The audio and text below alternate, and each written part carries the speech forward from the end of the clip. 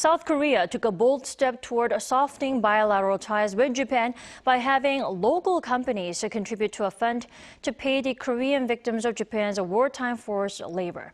Let's delve deeper into the plan. This morning, we're joined by Ms. Mi-kyoung. She's a lecturer at Pukyung National University. Welcome to the program. Thank you. Let's jump right into the real question. How successful will the South Korean government plan to pay victims through a foundation be? I mean, opposition from the victim side is stronger than usual, if not than ever, right? Yeah, it is right. It is true that there exists quite strong societal disapproval of Seoul government's plan. Yet, when and if the victims wish to be compensated through the foundation, it needs to be respected.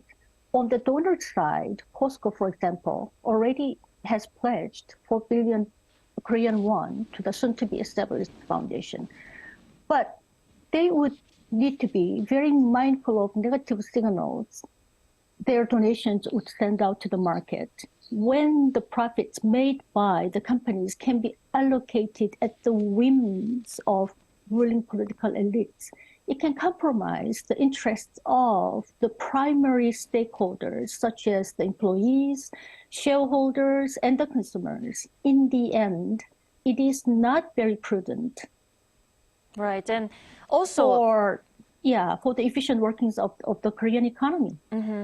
And also, considering it's been 4 years since the dispute between the two countries broke out, the announcement yesterday is seen as quite an unprecedented move, right? Now, what's the significance of the decision and what does it signal? It seems to show that the Yoon administration is very desperate to mend fences with Japan at any cost. It shows its desperation or determination, whatever you call it. But their thinking seems to be quite preoccupied with getting anything done to improve Korea-Japan relations. Basically, it has made a trade-off between Korea's moral authority and short-term diplomatic gains. Then do you think the decision came at a timely manner? Do you think this is the right time? What do you think? Oh, I think they have been pushing it too fast without thinking through, thinking about the implications.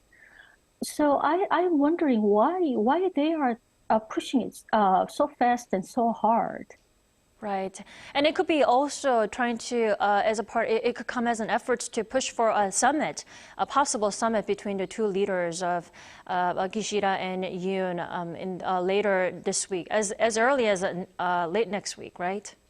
Right. And but, in order to have a summit, does Korea need to kowtow to Japan as a sovereign state? We need to think about the fundamentals of diplomacy, where mutual respect is a must.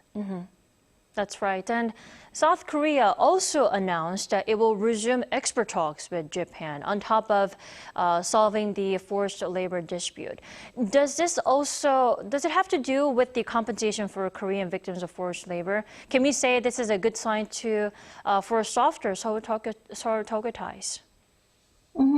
Yeah, it is interesting because the trade frictions, such as mutual export bans and Seoul's filing of complaints with WTO, were justified and framed as security concerns. Now, Seoul's drastic gesture to resolve the past wrongs committed by Japan, both countries are moving towards the financial realms. So, we can suspect that Japan try to weaponize its economic advantage over Korea to penalize Korea's lingering grievances over history issues.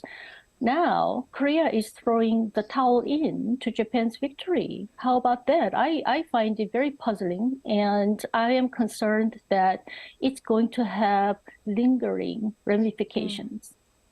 Right. It looks like lots of sacrifices are being taken just to move forward.